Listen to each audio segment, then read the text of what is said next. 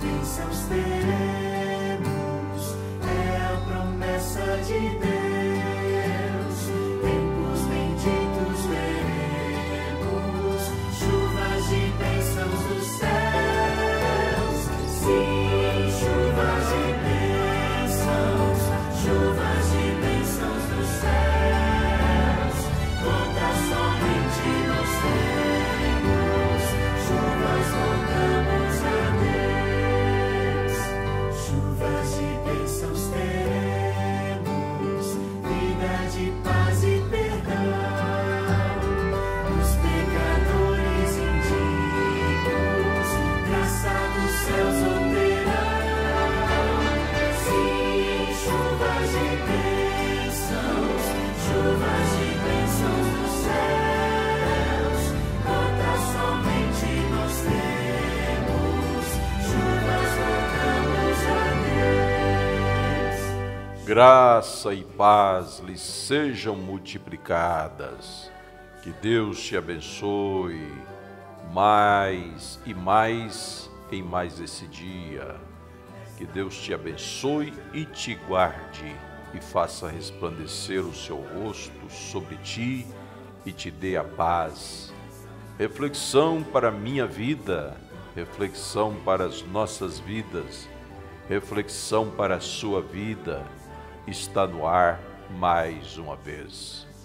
A minha Bíblia está aberta em Hebreus capítulo 6 e verso 7 em diante, aonde a palavra de Deus está nos dizendo assim: porque a terra que embebe a chuva que muitas vezes cai sobre ela e produz erva proveitosa para aqueles por quem é lavrada, recebe a bênção, mas a que produz espinhos e abrolhos é reprovada e perto está da maldição. O seu fim é ser queimada. Mas de vós, ó amados, esperamos coisas melhores, coisas que acompanham a salvação, ainda que assim falamos. Amados ouvintes, amados amigos, amados irmãos, que estão acompanhando as nossas reflexões já por anos, hoje nós estamos supostos a falar um pouquinho sobre os eventos climáticos, sobre duas chuvas que a Bíblia prediz que aconteceriam nos últimos dias, que viria sobre a terra. Essas duas chuvas são as temporã e a seródia. Chuva temporã e chuva seródia.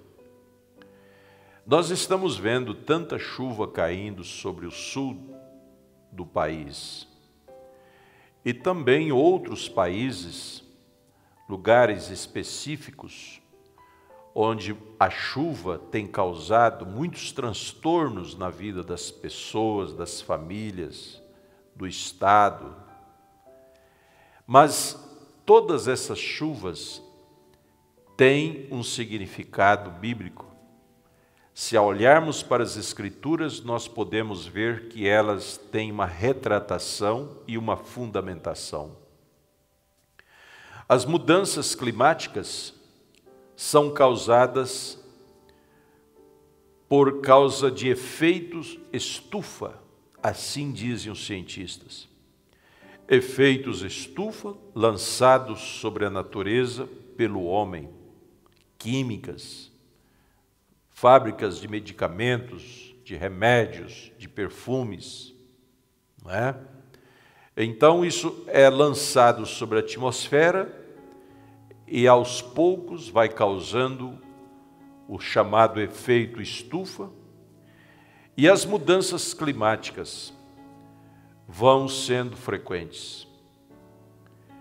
Nós vemos que na Terra nós temos as 4 estações no ano, E às vezes essas 4 estações que deveriam serem concebidas no seu tempo devido, elas vêm por causa do efeito estufa, por causa da mão humana, e elas acontecem às vezes em uma só semana, em um só mês.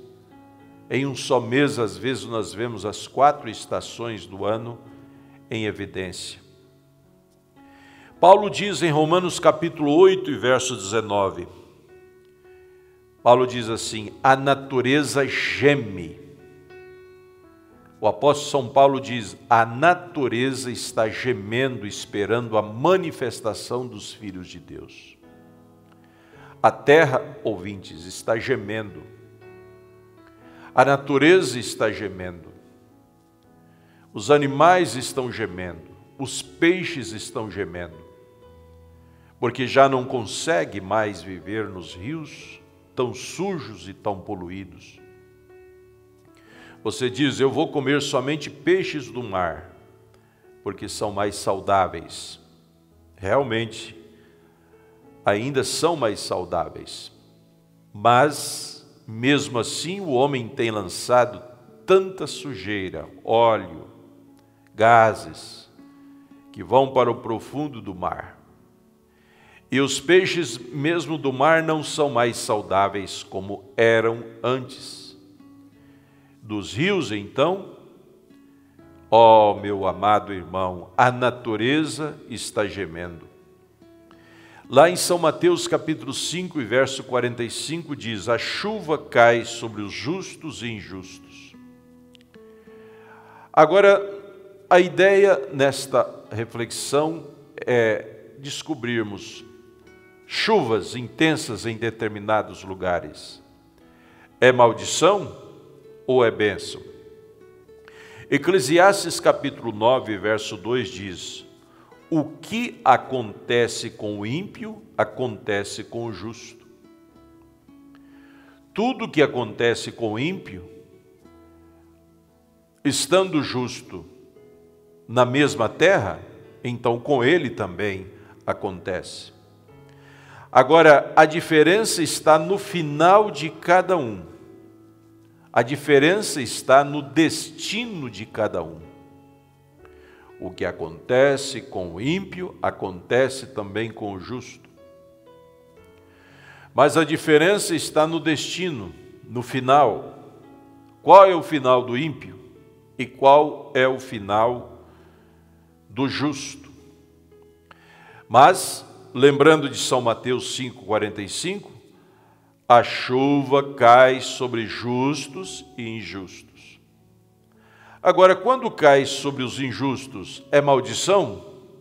E quando cai sobre os justos, ao mesmo tempo em que cai sobre os injustos, é maldição sobre os injustos e sobre os justos? Não. Tudo que nos vem de Deus é bênção de Deus. Tudo que nos vem do inferno é maldição. Agora, a chuva vem de onde? A chuva vem de Deus. Então a chuva é bênção de Deus. Vocês vão ver como que os irmãos que estão passando por estas situações difíceis, juntamente com os ímpios lá no sul, vocês vão ver como eles vão dar volta por cima, e a vida deles será mais bênção, e eles refletirão bênção para toda a nação, por terem passado por tudo isso, glorificando o nome do Senhor.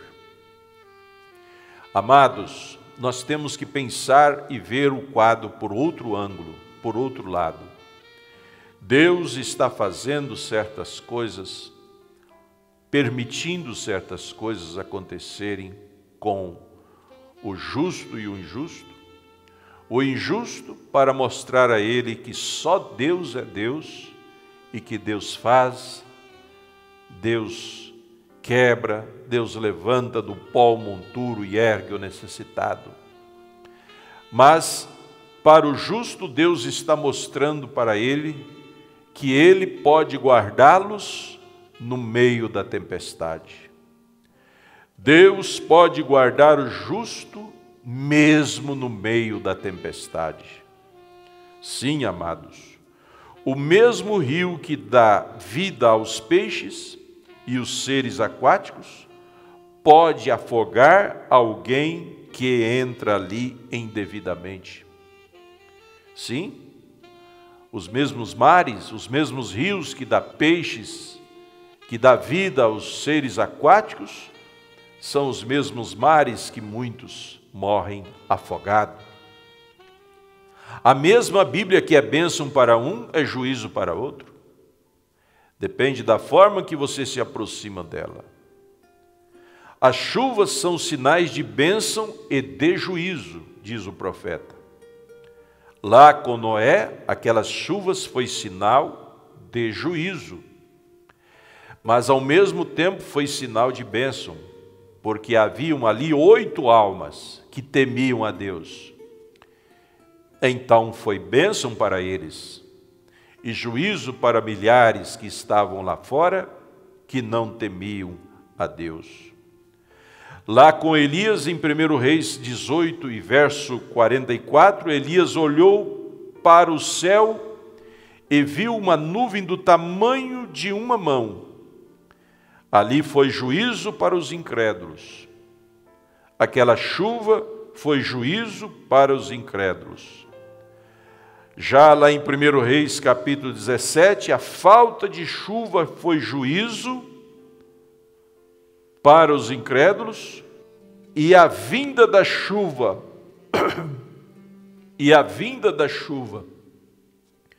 foi bênção para os justos. Você viu lá que havia uma só mulher em todo aquele território que temia o Deus de Israel. E Deus tinha designado 3 anos e 6 meses de juízo sobre a terra, de falta de chuva. E a falta da chuva foi tão intensa que acometeu também a justa serva de Deus, a chamada viúva de Zarefate de Sidom. Nós não temos especificamente o nome dela, mas a chamamos de viúva de Zarefate de Sidom, porque está ali retratado em Reis capítulo 17. Ela foi também prejudicada pela falta de chuva, mas ela não morreu pela falta da chuva. Ela não pereceu pela falta da chuva. Lá fora, centenas de pessoas morreram pela falta de chuva 3 anos e 6 meses. Mas a viúva de Zarefate sofreu a falta da chuva, mas foi justamente quando ela estava sofrendo a falta da chuva que ela recebeu em sua casa a visita de um personagem, de um homem que era irmão dela, que tinha o mesmo calibre de fé dela, e o nome desse homem era Elias. Elias visitou a casa da viúva em um momento de grande desespero. Ela só tinha um bocado de farinha, um bocado de azeite para fazer a última refeição, comer e morrer. Às vezes Deus permite os irmãos, as irmãs, a sua igreja passar por certas situações tão constrangedoras para ele então entrar ou bater na porta de sua casa e entrar, ter boas-vindas e fazer o milagre. Porque quando você está em situações muito boas, quem sabe se ele batesse na porta de sua casa, você nem abriria.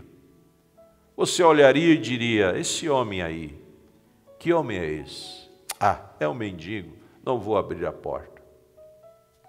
Mas a viúva estava no seu último momento. E quando Elias, que não tinha uma aparência muito estável, chegou ali e bateu na porta, ela abriu a porta, e ele pediu comida, e ela disse: eu só tenho esse pouquinho, mas vamos dividir aqui. E você sabe, Elias chegou na casa da viúva e, por falta de chuva, estava com seu último bocado, e ele pediu comida. E, em consequência da viúva dar comida para ele, depois ele multiplicou a comida da viúva. Ele chegou pedindo comida e depois ele deu comida para a viúva. Elias chegou na casa da viúva pedindo comida e depois ele deu comida. E a comida dela nunca mais faltou. O azeite da botija, nunca mais faltou. Porque na hora de incerteza, na hora de falta de chuva, ela sendo beneficiária das bênçãos de Deus, Deus veio sobre ela. Amados ouvintes, a chuva temporã, o nome já diz, aquela que vem antes do tempo. Chuva temporã é aquela que é considerada uma chuva que vem antes do tempo. A chuva seródia e a chuva temporã, veja, as duas chuvas, chuva temporã e chuva seródia. A chuva seródia fala do mover do Espírito de Atos capítulo 2 e verso 1 e Joel capítulo 2 e verso 28, que nós poderíamos até ler. Diz assim que acontecerá que nos últimos dias, e também sobre os servos, sobre as servas, naqueles dias derramarei o meu Espírito. Veja, e há de ser que depois derramarei o meu Espírito sobre toda a carne, e vossos filhos e vossas filhas profetizarão, e vossos velhos terão sonhos, e vossos mancebos terão visões. Ali estava uma chuva caindo, ou sendo prometida, que nos últimos dias cairia sobre velhos e jovens. E esta chuva é a chuva do ensinamento, é a chuva dos 7 selos, é a chuva da revelação dos 7 selos, é a chuva da terceira puxada, da terceira etapa, da abertura da palavra. Há muitos que falam em abertura da palavra, mas a abertura da palavra, na verdade, é ela sendo aberta internamente. Não é tanto um sermão, um espetáculo, ou sermões, mas é quando a palavra se abre internamente dentro de você. E em Joel 2:28 diz que estas chuvas cairiam para abrir a palavra dentro de você, você ter a abertura, a revelação completa da palavra dentro de você. Veja, no último tempo, Deus derramaria chuva tardia. Chuva tardia. Então, uma é para o plantio, outra é para a colheita. Seródia e temporã. Seródia e temporã. Plantio e colheita. Plantio e colheita. Agora nós estamos vivendo um tempo da chuva da colheita. A chuva que seria derramado nos últimos dias, de acordo com Joel 2:28, sobre uma igreja, sobre velhos, jovens, e profetizariam e teriam visões, veriam a palavra de outra maneira. Outrora, sobre aquele chuvisco que você tinha em denominação, você vivia apenas sobre um chuvisco. Algumas gotinhas, você lia a Bíblia e compreendia a Bíblia pouco, só de acordo com o que o teólogo dali dizia. Mas depois que você recebeu a chuva de Joel 2:28, a chuva de ensinamento, a chuva da palavra, a chuva de bênção total de Deus, coisas como 7 selos, 7 eras, 70 semanas de Daniel, unicidade de Deus, você nem sabia sobre isso, mas essas chuvas te elevou tão alto, a um patamar tão alto, que você pôde descobrir lugares celestiais em Cristo Jesus, que outrora você não tinha visto, porque você estava em águas rasas.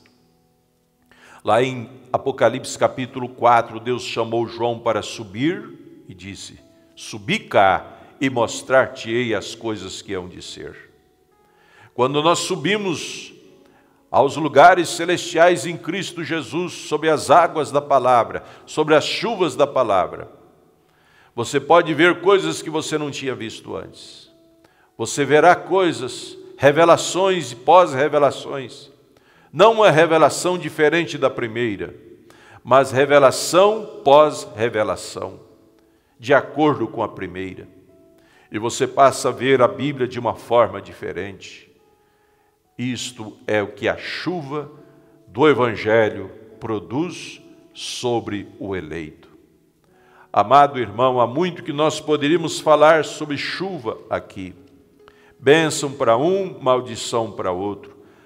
Bênção em todos os sentidos para os filhos de Deus, maldição para o ímpio. Mas o tempo não nos permite.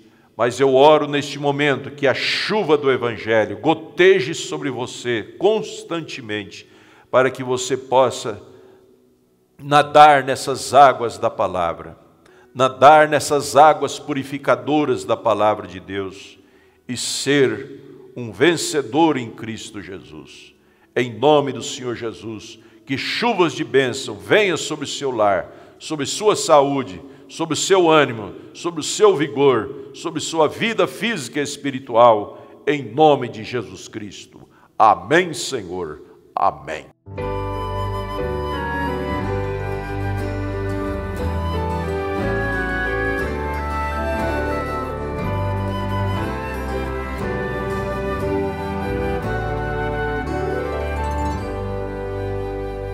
Chuvas de bênçãos teremos, é a promessa de Deus. Tempos benditos veremos, chuvas de bênçãos dos céus. Sim.